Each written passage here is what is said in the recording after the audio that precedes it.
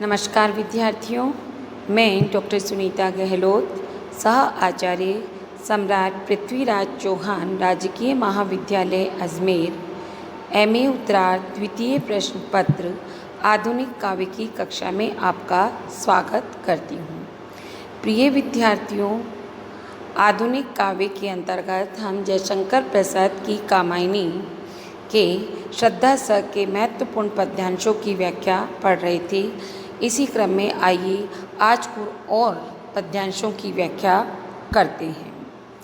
तो देखिए, क्या कहूँ मैं उद्भ्रांत, विवर में नील गगन के आज, वायु की भटकी एक तरंग, शून्यता का उजड़ा सा राज।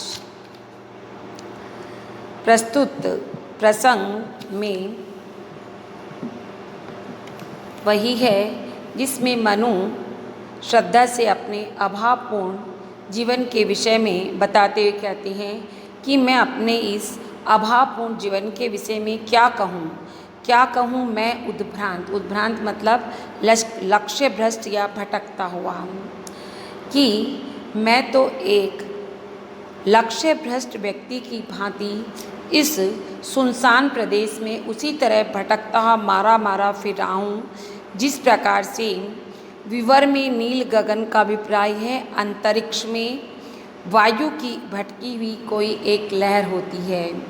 जिस तरह अंतरिक्ष में वायु की कोई लहर इधर उधर भटकती हुई फिरती है, ठीक उसी प्रकार से मैं भी इस शून्य प्रदेश में भटका हुआ मारा फिरता हूँ। शून्यता का उजड़ा सा राज। इतना ही नहीं, मेरा यह जीवन नीरवता के पूर्णतया उजड़े हुए राज्य के समान बन गया है। अतः अपने इस जीवन के बारे में मैं क्या कहूँ। विशेष में देखिए, यहाँ कवि ने भटकती हुई वायु की एक तरंग से एक भ्रमित एवं लक्ष्य भ्रष्ट जीवन की तुलना करके मनु के जीवन की दयनीय स्थिति का एक अलंकृत बिंब हमारे समक्ष प्रस्तुत कर दिया है। और कवि का वर्णन अत्यंत मनोवैज्ञानिक भी है। दूसरा, इसमें शून्यता का उजड़ा सा राज और इस पूरे पद में उपमा अलंकार का भी सुंदर प्रयोग हुआ है। अगला देखिए, एक विस्मृति का स्तूप अचेत, ज्योति का धुंधला सा प्रतिबिंब और जड़ता की जीवन राशि, सफलता का संकलित विलंब। मेरा यह अभावपूर्ण जीवन, पहले कठिन शब्दार्थ देखते हैं। विस्मृति का अर्थ है भूल या विस्मरण। स्तूप से अभिप्राय है राशि, ढेर या शिखर। अचेत यानी जड़ता युक्त, चेतनाहीन। ज्योति प्रकाश। संकलित विलंब से अभिप्राय है विलंब की राशि यानी अत्यधिक देरी का स्वरूप। अब देखिए, मनु श्रद्धा से कहते हैं कि मेरा यह अभावपूर्ण जीवन विस्मृति के एक चेतनाहीन स्तूप के समान है, जिसे कुछ भी याद नहीं है, कुछ भी स्मरण नहीं है, जो अपने सभी ज्ञान विज्ञान को पूरी तरह से भूल गया है। इतना ही नहीं, ज्योति का धुंधला सा प्रतिबिंब। मैं अपने इस जीवन को प्रकाश के एक धुंधले से प्रतिबिंब के समान भी मानता हूँ, क्योंकि इसमें न तो आनंद है, न उल्लास है, और न ही भविष्य को उज्जवल बनाने की ही कोई कामना शेष रही है। अर्थात कहने का है किसी प्रकार की आशा का संचार इस जीवन में नहीं रह गया है। और जड़ता की जीवन राशि। मुझे तो यह जीवन जड़ता का जीता जागता राशि यानी ढेर प्रतीत होता है, क्योंकि इसमें प्राण तो है किंतु सभी आशाएं और आकांक्षाएं नष्ट हो चुकी हैं। सफलता का संकलित विलंब। इतना ही नहीं, मुझे अपना यह अभावपूर्ण जीवन सफलता के उस विलंब के समान जान पड़ता है, जिसमें व्यक्ति दिन रात बेचैन बना रहता है। उसका एक एक क्षण कठिनाई से कटता है और अंत तक वह आशा निराशा के झूले में झूलता रहता है। विशेष में देखिए, यहाँ कवि ने मनु की दयनीय दशा का चित्रण करने के लिए जिस सादृश्य योजना को अपनाया है, उसके द्वारा मनु के भ्रमित एवं अनाश्रित जीवन का एक अत्यंत मनोवैज्ञानिक दृश्य बिंब हमारे समक्ष उपस्थित हो जाता है। सफलता का संकलित बिंबक कहकर कवि ने उस दयनीय स्थिति की तुलना विद्यार्थी के उस जीवन से की है। मनु की उस दयनीय स्थिति की तुलना विद्यार्थी के उस जीवन से की है, जिसमें वह परीक्षा देने के उपरांत परिणाम जानने के लिए उत्सुक एवं बेचैन बना रहता है और परिणाम के प्राप्त होने में जितना विलंब होता जाता है, उतनी ही उसकी व्यग्रता, उत्सुकता और बेचैनी हर क्षण बढ़ती जाती है। अतः उस संकलित विलंब में एक विद्यार्थी को जितनी व्यथा, वेदना, व्यग्रता, बेचैनी आदि से भरी हुई कठिनाइयों का अनुभव होता है, ठीक वैसी ही कठिनाइयाँ मनु को अपने इस अभावपूर्ण जीवन में हो रही थी। यहाँ मनु के जीवन के लिए ही समस्त उपमाएँ दी गई है। ज्योति का धुंधला सा प्रतिबिंब, स्मृति का स्तूप अचेत, जड़ता की जीवन राशि और सफलता का संकलित विलंब। अतः यहाँ पर मालोपमा अलंकार भी है। अगला देखिए, कौन हो तुम वसंत के दूत, विरस पतझड़ में अति सुकुमार, घन तिमिर में चपला की रेख, तपन में शीतल मंद बयार। प्रसंग अभी तक यह चल रहा था जिसमें मनु अपने अभावग्रस्त जीवन के विषय में श्रद्धा को बता रहे थे, परंतु अब मनु स्वयं श्रद्धा से भी उसका परिचय जानने के लिए उत्सुक प्रतीत होते हुए कहते हैं कि श्रद्धा को अपनी अभावपूर्ण स्थिति बताने के पश्चात अब वो श्रद्धा से उसका परिचय प्राप्त करने के लिए पूछते हैं, कौन हो तुम वसंत के दूत, विरस पतझड़ में अति सुकुमार। वसंत के दूत यानी वसंत की सूचना देने वाली कोकिल, लेकिन लक्षणा से भी इसका अभिप्राय होगा जीवन में आशा बंधाने वाले। इसी प्रकार से विरस पतझड़ का अर्थ है नीरसता से भरा हुआ पतझड़ का समय, परंतु लक्षणा से अर्थ है निराश जीवन। घन तिमिर मतलब गहन अंधकार, लक्षणा से इसका अभिप्राय है घोर निराशा। चपला की रेख मतलब बिजली की रेखा, परंतु लक्षणा से इसका अर्थ निकला आशा की किरण। तपन ग्रीष्म ऋतु, लक्षणा से अभिप्राय है व्यथा और वेदना से भरा हुआ जीवन। बयार मंद मंद गति से बहने वाली ठंडी हवा, और लक्षणा से इसका अभिप्राय है शीतल मंद एवं मधुर वाणी। नखत तारागण अगले पद में आपका, तो देखिए मनु कहती हैं कि हे अति सुकुमार, अत्यंत सुकुमार अंगों वाले व्यक्ति, तुम कौन हो। तुमने अचानक इस निर्जन प्रदेश में आकर मेरे निराशापूर्ण जीवन में उसी प्रकार से आशा का संचार कर दिया है, जिस प्रकार से कि नीरस पतझड़ के समय कोई कोयल अचानक आकर बसंत के आगमन की सूचना देती है। ठीक वैसे ही तुम मुझे अपने इस घोर निराशापूर्ण जीवन में एक आशा की किरण के समान दिखाई दे रहे हो। जिस तरह घने अंधकार के समय बिजली की रेखा चमककर थोड़े समय के लिए प्रकाश प्रदान करती हुई एक पथभ्रष्ट व्यक्ति को आगे बढ़ने की प्रेरणा देती है, ठीक वैसे ही तुम मुझे अपने इस व्यथा और वेदना से भरे हुए जड़ जीवन में अपनी कोमल और मधुर वाणी के द्वारा उसी तरह से चेतना का संचार करती दिखाई दे रही हो। तपन में शीतल मंद बयार, जिस प्रकार से कि भयंकर ग्रीष्म ऋतु में भयंकर धूप के समय मंद मंद गति से बहने वाली शीतल और सुगंधित वायु मनुष्य के मन में एक नवीन चेतना उत्पन्न कर देती है, ठीक वैसे ही तुम अपनी कोमल और मधुर वाणी से मेरे इस निराशाहीन जीवन में चेतना का संचार कर रही हूँ। अगला देखिए,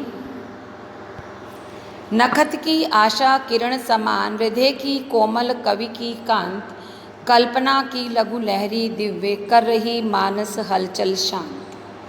तुम्हारी वाणी में नखत यानी नक्षत्र, तुम्हारी वाणी में मुझे उसी तरह से आशा किरण समान आशा की किरणें निकलती दिखाई देती है, जिस तरह एक निराश व्यक्ति को नक्षत्रों में से, तारों में से आशा की किरणें फूटती हुई दिखाई देती है।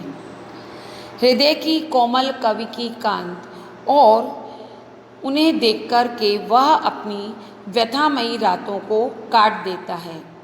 इतना ही नहीं, तुम्हारी यह कोमल, सुंदर और मधुर वाणी, हृदय की कोमल कवि की कांत मेरे हृदय की या मेरे मन की हलचल को उसी प्रकार शांत कर रही है, जिस प्रकार से कोमल कवि की कांत किसी कोमल हृदय वाले कवि की कांत यानी कोई रमणीक और सुंदर कल्पना की छोटी लहर पाठक के मानस में, मन रूपी सरोवर में हलचल उत्पन्न करके उसे शांत कर देती है और वह कुछ क्षणों के लिए उसमें तन्मय हो जाती है। विशेष में दोनों पदों का देखिए, यहाँ कवि ने सुंदर उपमानों और श्रद्धा के शुभ आगमन से मनु को प्राप्त होने वाले आनंद का एक अलंकृत भाव प्रस्तुत किया है। नाटकीयता का गुण भी विद्यमान है और ये कवि की उदात्त कल्पना का भी परिचायक है। इसके अतिरिक्त कवि ने केवल उपमानों द्वारा उपमेय श्रद्धा की विशेषताओं का उल्लेख किया है, अतः सामूहिक रूप में यहाँ पर उल्लेख अलंकार भी है। प्रथम 4 पंक्तियों में रूपकातिशोक्ति और रूपक अलंकार है। नखत की आशा किरण समान में उपमा अलंकार है, तो कल्पना की लघु और कल्पना रूपी छोटी लहर में रूपक अलंकार है, और मानस में श्लेष अलंकार है। मानस के यहाँ पर 2 अर्थ निकलते हैं, नंबर 1 मानसरोवर और नंबर 2 चित्त। कवि ने यहाँ पर प्रतीकात्मक एवं लाक्षणिक शैली को अपनाया है, जो छायावाद की एक प्रमुख विशेषता मानी जाती है। अगला देखिए, कर रही लीलामय आनंद, महाचिति सजग हुई सी व्यक्त, विश्व का उन्मीलन अभिराम, इसी में सब होते अनुरक्त। अब श्रद्धा इस सृष्टि में सर्वत्र व्याप्त उस चेतना शक्ति के कार्यों का उल्लेख करती हुई इस सृष्टि के सुंदर विकास की ओर मनु का ध्यान आकृष्ट करती हुई कहती है कि कर रही लीलामय आनंद, कि वह व्यापक एवं महान चेतना शक्ति अनेक प्रकार की क्रीड़ाएँ करती हुई इस विश्व में आनंद कर रही है।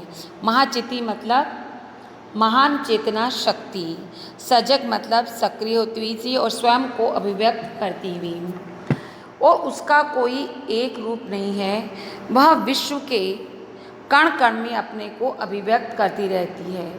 उस महान चेतना शक्ति के अंदर ही विश्व का उन्मीलन अभिराम, उन्मिलन का अर्थ है विकास या उदय होता है, और उस महान चेतना शक्ति के अंदर ही उसकी अपनी इच्छा से विश्व का सुंदर उदय या विकास होता है, और वह महाचिति इस अनंत सौंदर्य संपन्न विश्व के रूप में प्रकट होती है, और संसार का इसी में सब होते अनुरक्त, और संसार का प्रत्येक प्राणी इस विश्व में अनुरक्त होता है, अथवा अंत में सभी इसी महान चेतना शक्ति में विलीन हो जाते हैं। कर रही लीला में आनंद के द्वारा कवि ने उस चिति या ब्रह्म को आनंदमयी क्रीड़ा करते हुए दिखाकर ब्रह्म के आनंदमय रूप का दार्शनिक बिंब प्रस्तुत किया है। सृष्टि के उन्मिलन निमीलन एवं महाचिति संबंधी प्रसाद जी के दार्शनिक विचारों पर प्रत्यभिज्ञा दर्शन की स्पष्ट छाप यहाँ दिखाई देती है। प्रत्यभिज्ञा दर्शन में विश्व को चिति का स्वरूप कहा गया है और इसी कारण उसे सत्य माना गया है।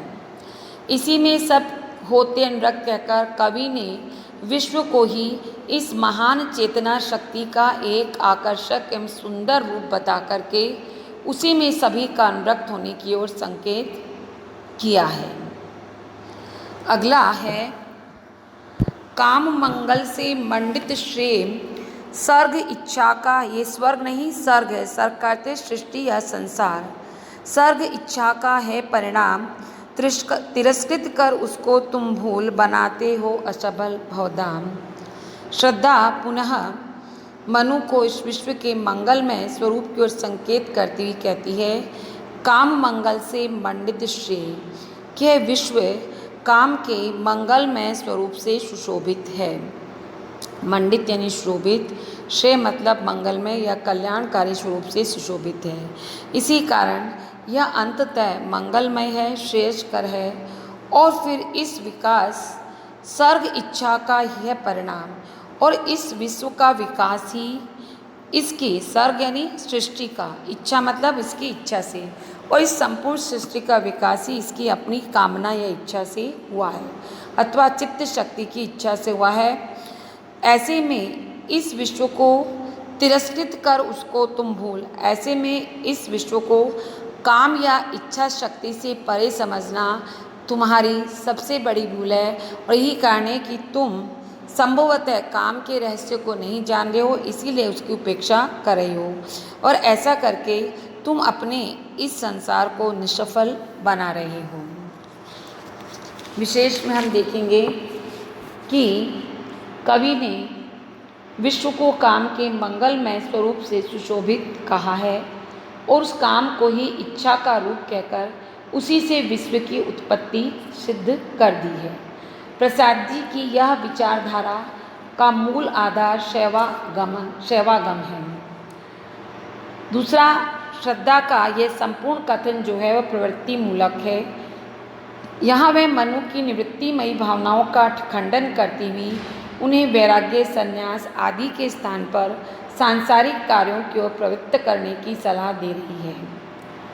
प्रसाद जी की मूल विचारधारा भी प्रवृत्तिमय थी, और वे संन्यास और वैराग्य लेकर जंगल में ब्रह्म का चिंतन करते हुए अकेला जीवन व्यतीत करने की अपेक्षा संसार में रहकर सेवा, परोपकार आदि शुभ कार्यों में लगे रहकर अपना जीवन बिताना अधिक श्रेयस्कर समझते थे।